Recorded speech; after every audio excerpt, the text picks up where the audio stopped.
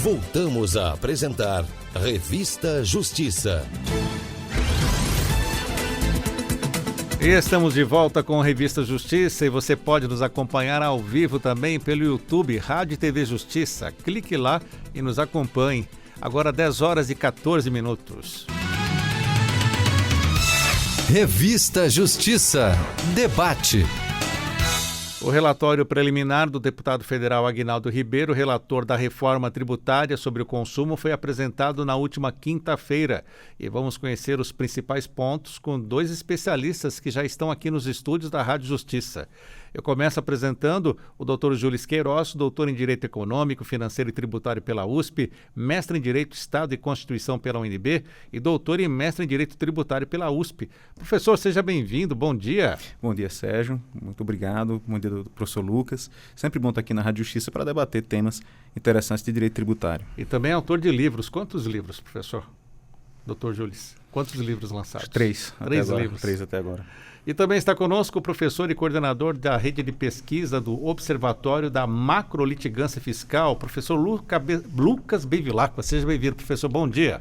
Bom dia, Sérgio. Que satisfação, uma vez mais, estar aqui na Rádio Justiça para debater um tema tão palpitante como a reforma tributária. Nesses últimos meses tem sido objeto aí de constantes debates. O professor também é autor de livros, não, professor?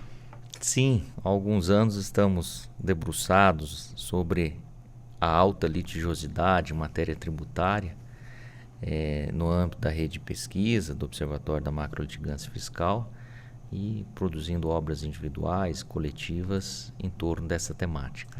Vamos começar então analisando de uma forma inicial, preliminar, esse relatório do deputado federal Aguinaldo Ribeiro, doutor Júlio. O que o senhor traz assim de novidade? E daqui a pouco o professor Lucas também fala.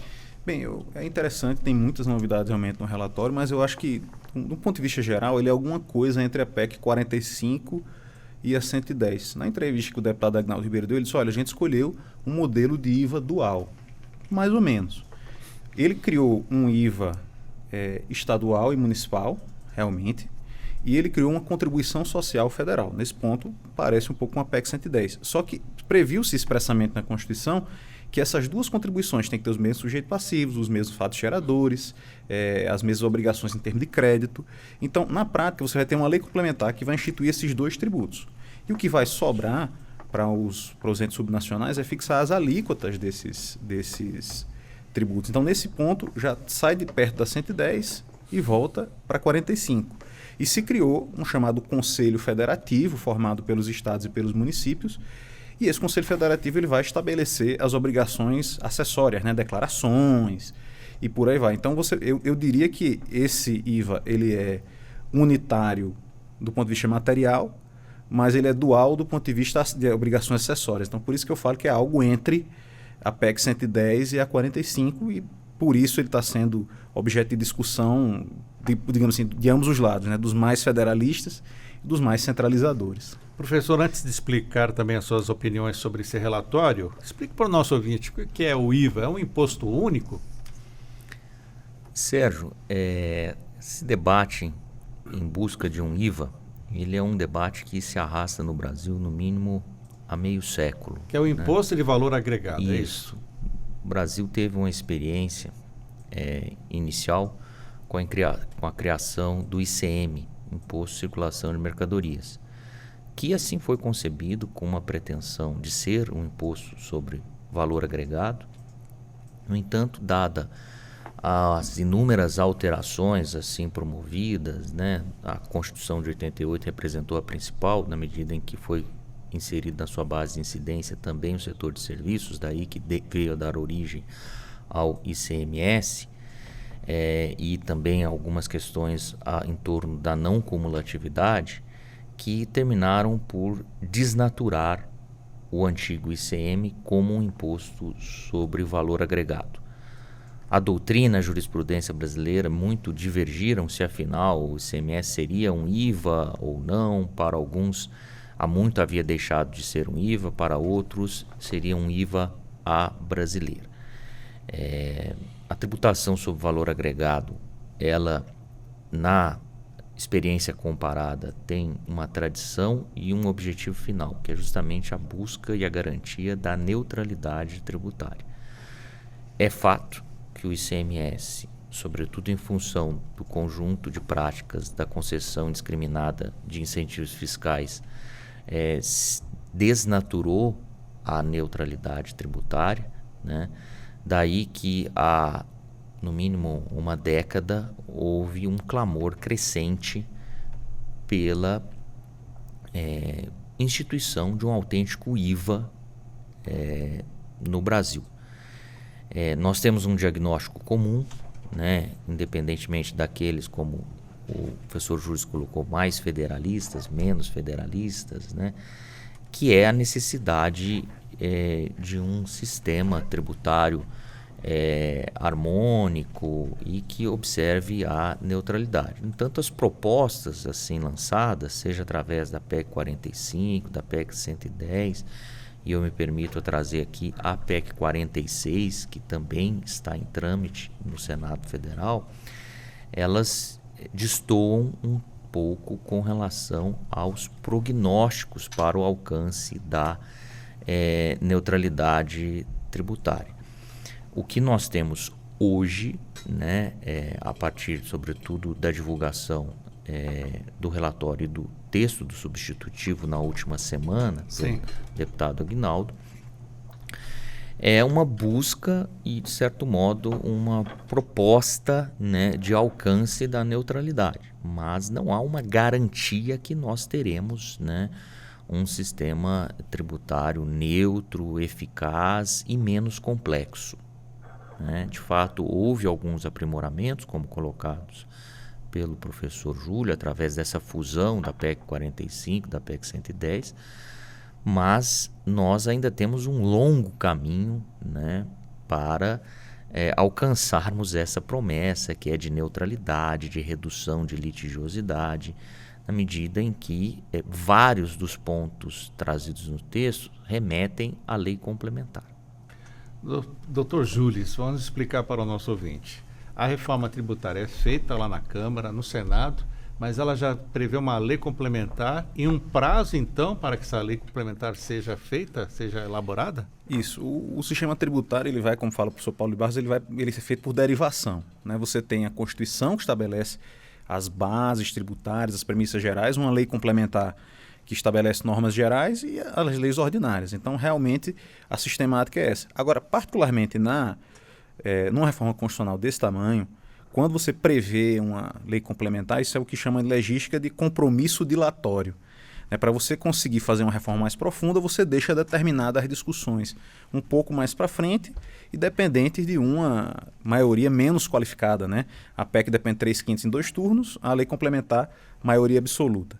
Né? Então, realmente, já se prevê, por exemplo, essa lei complementar que vai estabelecer as regras gerais do IBS ou do IVA estadual, vai prever o funcionamento do Conselho Federativo. Não é? E não tem apenas isso, tem também uma previsão de legislação lá pelo artigo 15, estava olhando aqui agora, da PEC, tem uma previsão até de uma reforma da tributação da renda, né, que o governo federal tem que mandar em 180 dias, depois de promulgada a PEC. Agora, não existe muito parâmetro de como será essa reforma. Né? Essa é mais uma legislação simbólica, né? Sinalização política e mercadológica. Mas então, realmente, eu acho que quando você prevê uma lei complementar dessa, além de tecnicamente realmente precisar, tem pontos que são compromissos dilatórios. Exemplo, prazo para você restituir crédito, tem que estar na lei complementar. Isso é um problema muito sério hoje da legislação. Não é? Você pega um exportador, ele acumula crédito a favor dele contra o Estado e muitas vezes demora mais de 360 dias para receber, mais de um ano. Então, tem quem fala até, isso é um empréstimo compulsório, né? Porque você demora um ano para devolver. Então, isso gera alguns problemas. Mas é mais ou menos essa a ideia da lei complementar prevista na PEC. Professor Lucas, vamos explicar então. Para o senhor, esse relatório, o que trouxe de mudanças além das já citadas pelo professor Júlio? O relatório ele trouxe uma sinalização, Sérgio, muito importante, que respeita aos prazos de transição. Anseio maior de qualquer contribuinte, muito antes que pagar menos tributo, é segurança jurídica. Essas regras de transição foram assim fixadas com vistas a trazer alguma segurança jurídica, mas paradoxalmente elas terminam por incrementar a complexidade do sistema tributário nacional. Interessante nós observarmos que no ano de 2017 nós tivemos a convalidação dos incentivos fiscais de ICMS e até 2032. Por conseguinte, a texto substitutivo estabeleceu um início de prazo de transição no ano de 2029, né, até 2032. Portanto, vejam que o contribuinte beneficiário de incentivos fiscais de ICMS, ele ficará sujeito a 2 regimes tributários de apuração e recolhimento do tributo. Se hoje nós já temos alguma complexidade, imagina nós submetermos contribuintes a 2 regimes durante um prazo aí de 4, 5 anos. Né? Então isso é um complicador enorme, né? Não só transição no âmbito dos incentivos fiscais, dos beneficiários de incentivos fiscais de ICMS, mas também na contribuição sobre bens e serviços que prevista para entrada em vigor a partir do ano de 2027, né, com a extinção do PiscoFins e redução a 0 da alíquota do IPI. Portanto, com uma previsão de vigência integral desse IVA dual da CBS até o ano de 2033. Então vejam só, serão 10 anos, uma década de transição com contribuinte sujeito a 2 regimes de apuração e recolhimento. Essa é a transição que eu me referi do fisco ao contribuinte, só que nós temos uma outra transição mais complexa ainda, que é a transição interfederativa, na medida em que o IVA dual ele vai suprimir o poder de tributar dos estados e dos municípios, que ficarão na promessa de compensação das perdas arrecadatórias através de transferências interfederativas, que terão um prazo de duração aí nesse regime de transição de praticamente também uma década, o que será assim gerido, conforme o texto apresentado, pelo Conselho Federativo do IBS de Gestão Compartilhada, Estado, Distrito Federal e municípios, mas que não se sabe propriamente qual será o seu regime de instalação, de funcionamento. Fala-se em entidade especial. Não se sabe qual será a sua composição. Portanto, aos entes federados, um status de incerteza muito grande. Portanto, se nós hoje temos uma macrolitigância fisco-contribuinte, nós vamos ter um incremento da macrolitigância fiscos. Né? Não creio que o Conselho Federativo, dado o tamanho da sua novidade, será apto para sanar esses conflitos federativos que são próprios da federação. E uma outra proposta que representa uma grande novidade, viu, Sérgio?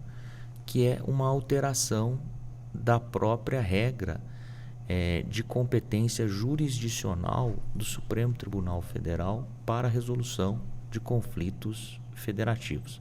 A Constituição de 1988 conferiu ao Supremo Tribunal Federal o papel de Tribunal da Federação, de modo que todos quaisquer conflitos tendentes a culminar numa ameaça à federação, e conflitos fiscais têm esse potencial, dado o status da autonomia financeira, são de competência do Supremo Tribunal Federal. O substitutivo apresentado, ele propõe uma alteração do artigo 105 da Constituição Federal para estabelecer que os conflitos entre entes federativos e o Conselho Federativo do IBS relacionados ao IBS serão de competência do Superior Tribunal de Justiça. Com todas as vênias, a jurisdição assim desempenhada pelo Superior Tribunal de Justiça, entendo eu, Superior Tribunal de Justiça não dispõe de arcabouço jurisprudencial e composição para o enfrentamento desses conflitos federativos atinentes ao IBS. O Supremo Tribunal Federal há décadas se debruça sobre essa questão de conflitos fiscais federativos em matéria de ICMS, por exemplo, e é sempre desafiador. Imagina uma transposição dessa competência do STF para o STJ. Portanto, além das grandes novidades do atual substitutivo atinentes à própria competência tributária, o substitutivo pretende alterar uma competência que é própria do STF como Tribunal da Federação. Professor Júris. Se eu puder complementar, ainda a questão de Tribunal da Federação é muito difícil se pensar em um conflito de IBS que não tenha fundo constitucional. Então, acaba se decotando uma parte do contencioso constitucional propriamente dito e levando para o STJ, que cria um problema que não existe hoje, que é de uniformização de jurisprudência constitucional entre dois tribunais, né, o Supremo e o STJ. E como o senhor resumiria isso? Faria de uma forma que o nosso ouvinte, que não é especialista em direito tributário, pudesse compreender o que está acontecendo? Isso, o que está acontecendo é que hoje a gente tem 27 estados, 5 mil e tantos municípios, cada um com sua competência, cada um no seu quadrado. Tem alguns mecanismos de harmonização, como é o Conselho Nacional de Política Fazendária, o que a gente tem hoje. O que a PEC propõe é que, como ele vai unificar todos esses 27 ICMS estaduais e 5 mil e tantos ISS municipais, ele vai criar um ente interfederativo de regime especial. O professor Lucas colocou muito bem, regime especial. Eu não sei se ele está remetendo a algo parecido com agências reguladoras, não é muito bem definido, mas é praticamente um novo ente federativo, diga-se passagem, tem autonomia administrativa e financeira e técnica. Tá? Então, realmente é um novo ente federativo que vai ser composto pelos 27 estados e os 5 mil e poucos municípios. Então, ele tem um processo decisório ainda que não é certo, ele provavelmente será muito complexo. E talvez ele gere determinados problemas de representatividade, porque se fala, por exemplo, que ele tem uma Assembleia Geral, né, que é formada por todos os entes, 27 mais 5 mil. Se ele tem uma Assembleia Geral, ele tem que ter algum tipo de direção, que vai ser um órgão menor. Como é que vai ser indicada essa direção? Quem vai presidir? Isso. São os estados. Sobretudo, tem uma preocupação com os municípios. Porque os municípios eles têm realidades muito distintas, não só entre as 5 regiões do país, mas também entre capitais e cidades do interior. Há uma distinção de interesse federativo muito plural dos municípios. Então, eu tenho uma preocupação em se criar um contencioso. Se perguntasse a minha opinião, eu acho que a Constituição ela sempre foi muito feliz em criar fóruns de debate dos entes federativos, sobretudo o Senado Federal. A gente já tem hoje o Senado Federal, não é? Então, eu acho que ao invés de criar novos entes, devia se pensar em dar ao Senado ou promover o que já tem para a uniformização das competências federativas dos entes. Né? Até porque esse Conselho Federativo ele não é só normativo, né? Ele não só cria norma, ele vai executar a administração do imposto, ele vai fiscalizar, ele vai cobrar, vai representar judicialmente os interesses dos fiscos no que trata de IBS. Então, isso gera uma perplexidade. Eu vi uma entrevista hoje do governador de Goiás, por exemplo, sendo me pareceu muito incisivamente contrário à possibilidade de um conselho dessa natureza. Porque hoje os governadores e os prefeitos eles têm muita autonomia do ponto de vista de gestão tributária, eles vão estar abrindo mão em grande medida disso. Eu acho que essa é a perplexidade que é gerada. De outro lado, o relatório está aí, o deputado Aguinaldo falou muito bem, para ser debatido. Né? Ele não é ainda alguma coisa escrita em pedra que não vai mudar. Eu, na realidade, acho que ele talvez mude bastante com esses debates, essas críticas que vêm sendo feitas. E sobre essa questão de julgamentos, como o professor trouxe aqui de novidade, né? Tira do STF essa autonomia e passa para o STJ, análise dessas questões tributárias. Eu acho que isso é uma matéria típica do Supremo. A gente tem uma realidade no Brasil que o direito tributário ele é constitucionalizado. E com base nessa previsão, isso não é de hoje, isso é lá desde 65. Né? O Supremo vem criando uma jurisprudência federativa e tributária muito sólida. A partir do momento que você leva para o STJ, que tem 2 turmas de direito público, uma seção de direito público, uma corte especial, que não tem essa jurisprudência consolidada, você cria uma possibilidade de divergência entre Supremo e STJ. Né? E você tira uma coisa que é importante em conflitos federativos, que é a definitividade da decisão. né? Por exemplo, quando você tem uma questão federativa de limite de 2 estados, como aconteceu um tempo desse entre Ceará e Piauí, se eu não me engano, é importante você ter uma decisão definitiva. A partir do momento que você passa isso para o STJ, a primeira coisa que vai se pensar é o recurso supremo. Isso arrasta um pouco as decisões de ordem federativa, na minha opinião. Eu concordo com o professor Lucas, eu acho que esse tipo de decisão tinha que continuar com o Supremo. Professor Lucas, o que nós estamos acompanhando aqui, já fizemos vários debates com outros convidados tratando da reforma tributária, e até me corrija se eu estiver errado, mas essa reforma tributária está vindo, mas está deixando mais difícil ainda mais essa questão sobre tributo? Sem dúvida alguma, Sérgio. O que anunciado como uma medida de simplificação, redução da complexidade, por último, eliminação da alta litigiosidade tributária, nós observamos do que assim proposto, nós temos um aumento de complexidade, não só em função das regras de transição que eu antes aqui me referi, mas, sobretudo, vejo agora, diante dessa questão pela proposta de alteração da jurisdição do próprio Supremo Tribunal Federal para o STJ. E veja só, até aproveitando uma fala do professor Jules, que trouxe a questão constitucional como inerente à jurisdição do Supremo Tribunal Federal. Há um enorme paradoxo nesse substitutivo. Várias questões materiais do direito tributário, como unificação de alíquotas, aplicação da regra do destino para a tributação do valor agregado, são perfeitamente possíveis de serem encaminhadas mediante alterações infraconstitucionais. Competência do Senado Federal, mediante resolução, ou da própria lei complementar. Por que desse assodamento em promover uma alteração da própria Constituição Federal?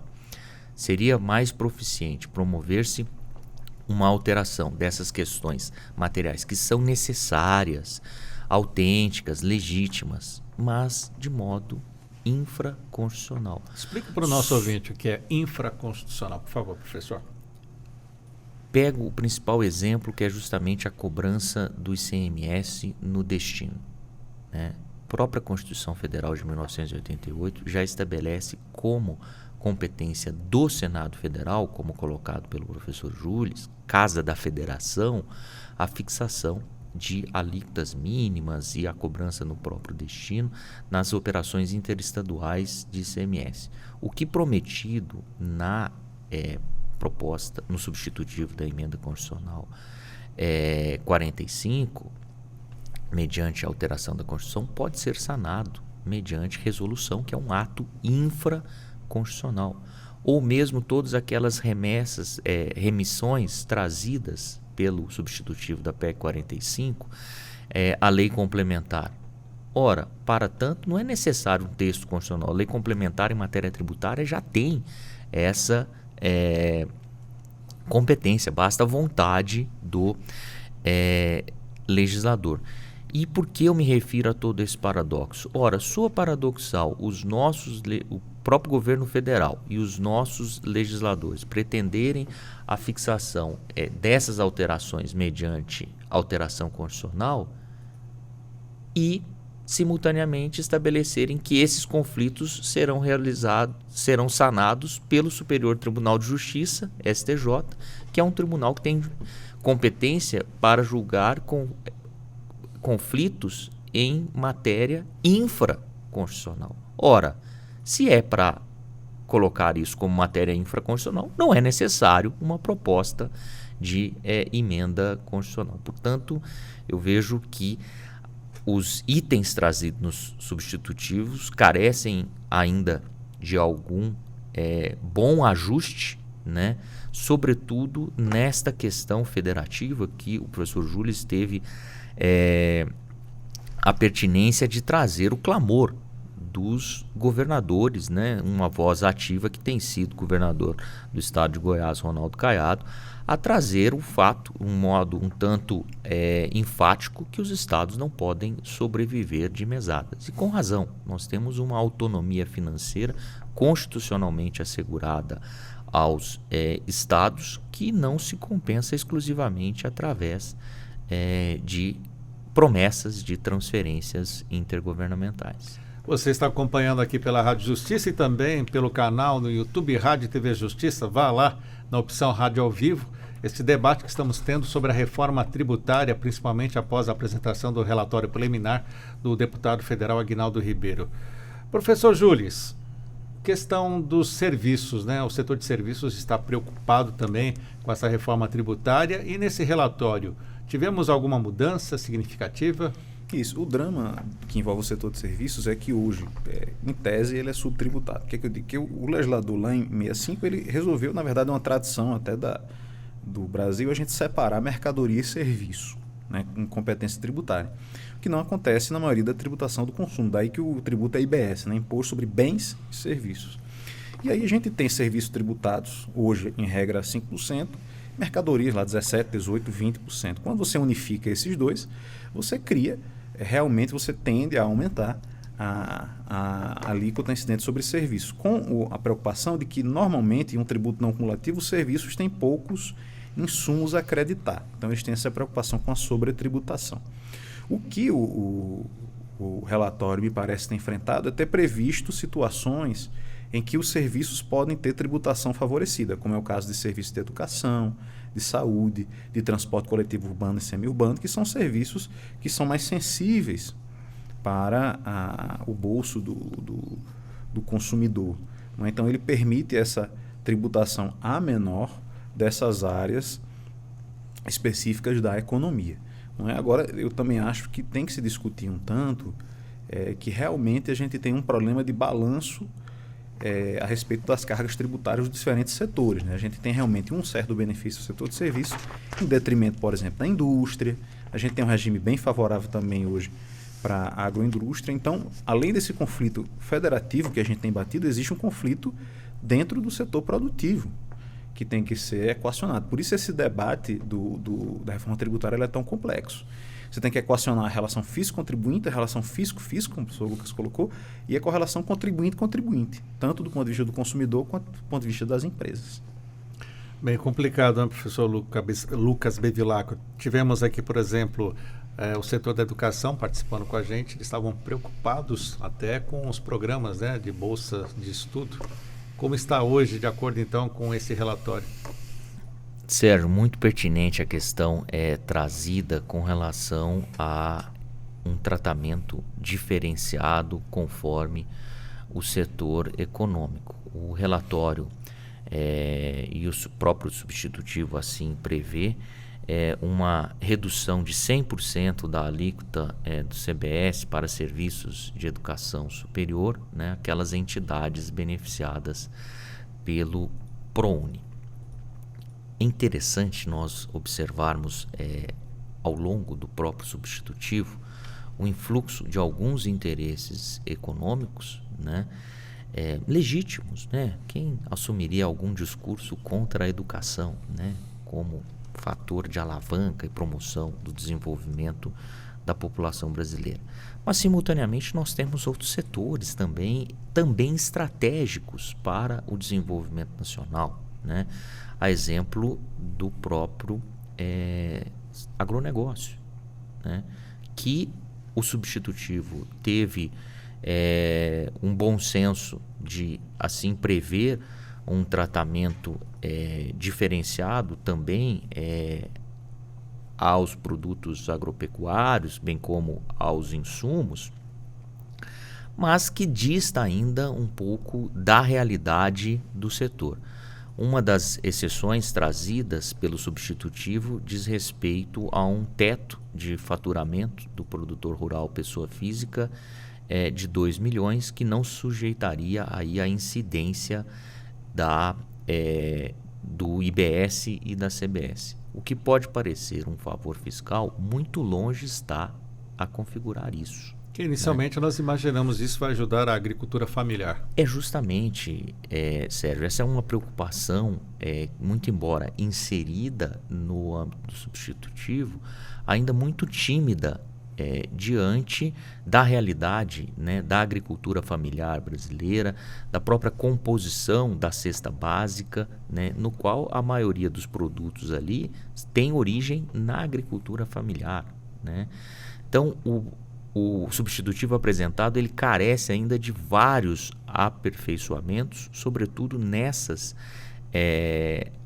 exceções às alíquotas conforme os setores e bem como nesses regimes especiais prometidos, né? Então nós temos muito ainda a discutir e tomando algo do início que você trouxe com relação ao que seja um próprio IVA e a própria neutralidade. Nós incorremos o risco de se contemplar todas as exceções que necessárias, né, nós termos uma desnaturação desse IVA. Então veja que essa promessa trazida de uma alíquota única e com algumas exceções pontuais, ela corre o risco de ser desnaturada no âmbito dos debates legislativos e deixar mais complexidade ainda aos contribuintes. Professor Jules, e a indústria? Até acompanho campanhas da indústria falando bem sobre a reforma tributária. Ela é favorecida? A indústria, ao fazer esse discurso, eu escutei também recentemente uma entrevista da CNI a respeito disso, ela pressupõe que a reforma tributária, ao gerar harmonização, reduz a complexidade. Isso foi o presidente da CNI que disse que, olha, ainda que aumente um pouco a carga tributária, se reduzir de maneira substancial as obrigações acessórias, que são um custo, um peso morto, ela seria interessante. Mas também tem a questão que a indústria, eu acho que ela tem uma expectativa desse rebalanceamento da carga tributária, reduzindo um pouquinho para a indústria, aumentando um pouquinho para os demais setores. Eu acho que tem uma expectativa. Eu acho que não tem como dizer se a expectativa vai ou não ser atendida nesse nível de discussão constitucional ainda, né? As próprias alíquotas ainda estão em aberto. Você tem alguns benefícios fiscais já previstos para determinados setores. Agora, eu acho que isso é uma questão que está em aberto. Agora, o anseio da indústria por simplificação, um anseio legítimo, o core da reforma tributária. Agora, tem um ponto que o professor Lucas, enquanto falava, eu estava refletindo. A última grande reforma tributária que nós tivemos foi a emenda 18 de 65, que criou esse sistema tributário que foi meio que reproduzido na Constituição de 88 com algumas modificações. De lá para cá, a política está mais complexa, a sociedade está mais complexa, a economia está mais complexa. Um desafio para uma reforma desse tamanho, do ponto de vista político, institucional e até técnico, é muito grande. Né? Que embora a gente esteja aqui debatendo, até os consensos técnicos eles são complicados em matéria tributária. Você tem alguns núcleos, por exemplo, a ideia de um IVA com poucas alíquotas ou com uma alíquota é meio que consensual. Agora, essas poucas alíquotas são quantas? Né? A gente tem que beneficiar o agronegócio, dado a importância dele para a economia brasileira. A gente tem que aumentar a tributação do setor de serviços, a gente tem que dar mais autonomia para os estados, a gente tem que reduzir a autonomia dos municípios. Esses consensos políticos e jurídicos são os que a Câmara dos Deputados está tentando chegar, né, por intermédio do grupo de trabalho. E embora eu tenha visto muitas colocações, eu acho louvável essa proposta do deputado Aguinaldo de colocar o relatório para ser objeto de debate e de crítica. Né? Eu acho uma posição muito correta da parte dele. Eu acho que a gente ainda vai ter alguns aprimoramentos necessários. Você quer complementar ainda com alguma informação? Um outro ponto trazido como uma grande novidade, Sérgio, e que eu creio que mereça uma análise racional, serena e técnica, é uma promessa de justiça social através do instrumento conhecido como cashback. O Estado do Rio Grande do Sul já tem alguma experiência, né, nessa técnica de devolução do Temos aqui uma nota legal, né? Recolhido, sobretudo por famílias de baixa renda, o que é algo louvável nós pretendermos, né, uma justiça social, mas não através do tributo. Justiça social se faz através de subvenções diretas, a exemplo que nós já temos no Auxílio Brasil, Bolsa Família em si, mas trazer isso para uma variável integrante na equação tributária não se faz recomendável, sob o risco de nós trazermos ainda uma complexidade ainda maior. Complexidade essa que é atestada pelo próprio substitutivo, à medida em que ele prevê essa devolução, mas remete à lei complementar. Portanto, isso evidencia que não é uma questão fácil de ser equacionada. O Brasil, infelizmente, nos últimos anos tem percorrido uma legislação tributária premiada de populismos fiscais, independentemente da bandeira partidária ou ideológica, o que desnatura o sistema tributário nacional. E repito, são paradoxais as propostas contidas no âmbito do substitutivo da PEC 45. Vejam só o que eu já me referi. Promete-se neutralidade, ou busca-se neutralidade, mas trazem variáveis, atentatórias à própria neutralidade tributária.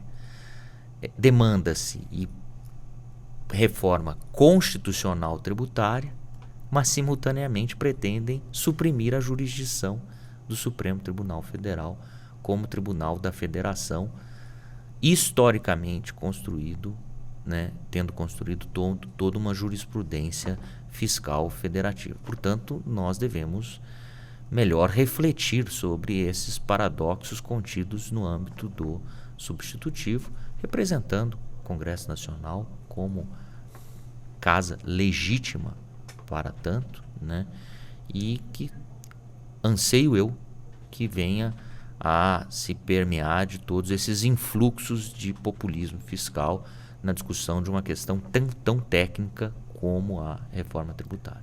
Professor Júris Queiroz, o nosso ouvinte que está ali é o consumidor final, fica ali ouvindo tantas explicações sobre os tributos.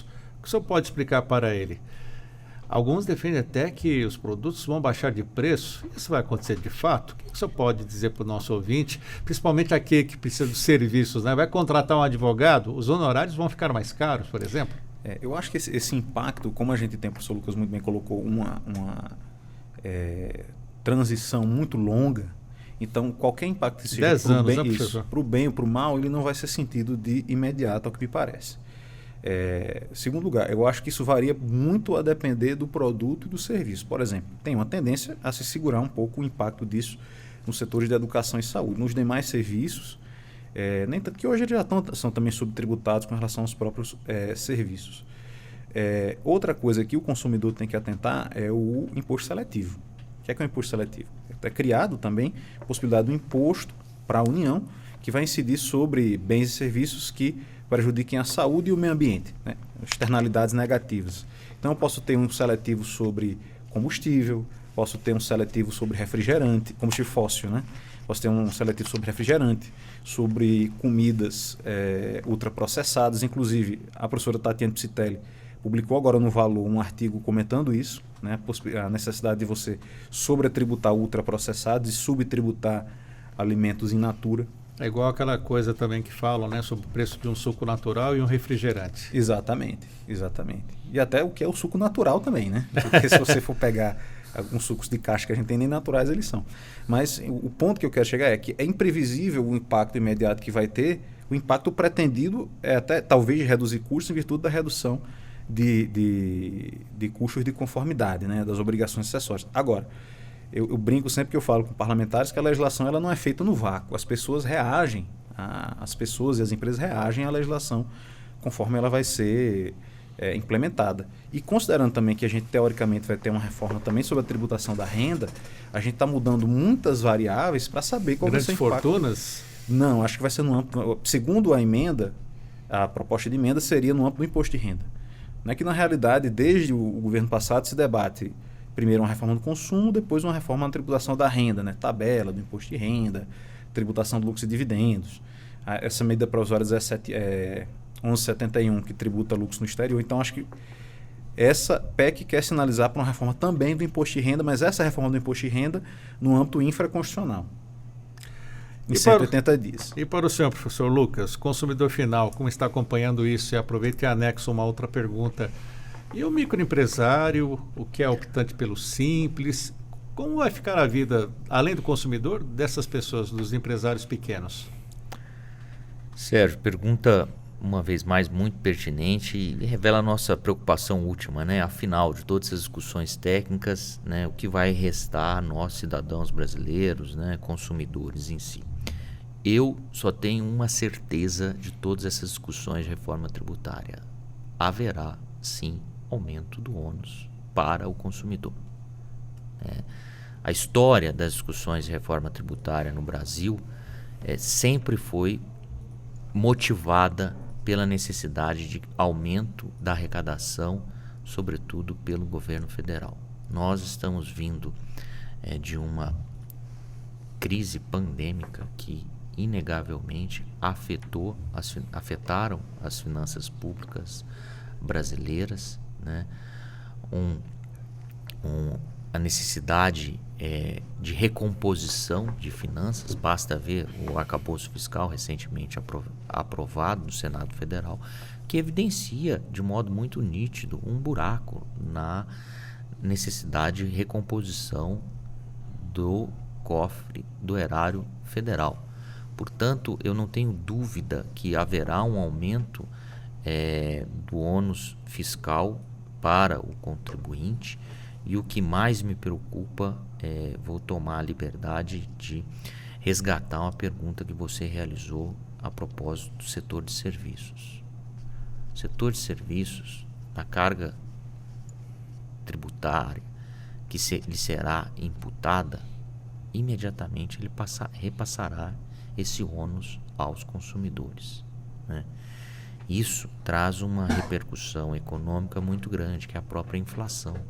De certo modo, nós já estamos a viver isso desde a pandemia. O setor de serviços ele tem a aptidão de um repasse imediato do ônus fiscal ao consumidor. Portanto, com todas as vênias aqui, a indústria, e é interessante, quando nós descemos aqui a esplanada dos ministérios, a cada parada de ônibus nós temos um banner da Confederação Nacional da Indústria. Reforma tributária é bom para o Brasil, é bom para você. Será? Ora, diante de toda essa reforma proposta, com a alteração de um setor tão sensível como o setor de serviços, eu não tenho dúvida alguma que haverá um aumento do ônus fiscal aos consumidores e, por conseguinte, até da tão discutida, né, inflação brasileira. Uma outra questão que você trouxe com relação aos próprios micro e pequenos empresários. O substitutivo apresentado, ele tem o mérito de preservar o Simples Nacional, mas é importante nós sabermos e termos em mente que o empresário de pequeno, médio porte, ainda que submetido ao regime especial do Simples Nacional, ele também está sujeito a outros ônus fiscais, né? Portanto, a sua equação também vai ser afetada, né? Dependendo do setor e da elasticidade de demanda, se ele tem como transferir esse custo ao seu consumidor ou ele vai ficar com aquele custo para si. Infelizmente, nosso tempo está chegando ao final. Já quero partir para as considerações finais, agradecendo ao professor Júlio Queiroz, ele que é doutor em Direito Econômico, Financeiro e Tributário pela USP, mestre em Direito, Estado e Constituição pela UNB e também doutor e mestre em Direito Tributário. Professor, muito obrigado por estar aqui conosco mais uma vez e as suas considerações finais, um minutinho. Obrigado, Sérgio. Obrigado, professor Lucas. Foi sempre um debate muito engrandecedor. Eu sempre falo que eu venho à Rádio Justiça e eu não me sinto numa situação de justiça, porque eu sempre aproveito mais do que eu contribuo. Tá? Então, muito obrigado por esse debate. Tem muitos pontos para reflexão e a gente fica aqui para debater eventuais transformações e mudanças nesse tema tão atual que é a reforma tributária. Professor Lucas Bevilacqua, professor coordenador da rede de pesquisa do Observatório da Macrolitigância Fiscal. Obrigado por estar conosco aqui na Rádio Justiça. E pior que está, pode ficar, professor. Muito obrigado. Agradecimento nosso, Sérgio, uma vez mais, ter compartilhado esse espaço com você, com o professor Júlio, termos tentado elucidar algumas questões, né, atuais diante desse debate do substitutivo da PEC 45, da reforma tributária, e esse é um grande risco que nós temos, né, de alcançarmos um cenário pior do que nós já estamos, seja diante do aumento da complexidade, seja diante de uma medida seguinte, que é o próprio aumento da litigiosidade em matéria tributária, o que de certo modo já anunciado, inclusive pelos entes federativos. Doutor Júlio, rapidamente, esse relatório foi apresentado e deve ser votado ainda esse ano? Esse relatório foi apresentado pelo grupo de trabalho, agora no dia 22, e ele vai à discussão e provável deliberação do plenário da Câmara na semana que vem. Primeiro vai ser votado o arcabouço fiscal, as emendas do Senado. Em seguida, o presidente Arthur Lira mencionou que vai colocar esse relatório ou eventuais alterações dele à deliberação. O que eu acho é que foi intencional essa distância, vai ser talvez uns 15 dias, entre o relatório e a votação. Porque o deputado Aguinaldo, na apresentação, falou que ele vai ser sujeito a modificações. Então vamos aguardar, né, professor? Vamos aguardar. Muito obrigado para você também que nos acompanhou aqui pela Rádio Justiça, pelo canal Rádio e TV Justiça no YouTube. 11 horas em ponto, Revista Justiça de hoje fica por aqui. Apresentação e edição de Sérgio Duarte, produção Leandro Bezerra, trabalhos técnicos Luiz Alves, programação musical Josemar Fernandes, coordenação de jornalismo Bárbara Michelini, Secretaria de Comunicação Social, Supremo Tribunal Federal. Você fica agora com a Ariana Fonseca e o Pauta Musical. Um ótimo dia para você e até amanhã.